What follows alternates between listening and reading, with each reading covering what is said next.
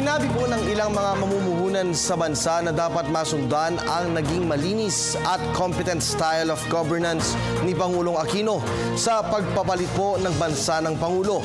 Ayon po sa Aberdeen Asset Management sa Singapore, isang malaking katanungan para sa kanila kung paano mapapanatili ang mga reformang ipinatupad ng Administrasyong Aquino.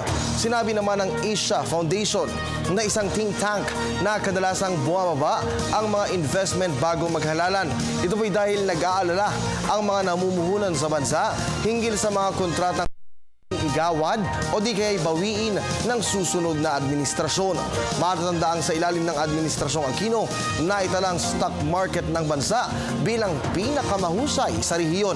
Dagdag pa riyan ang pagbaba ng budget deficit ng bansa.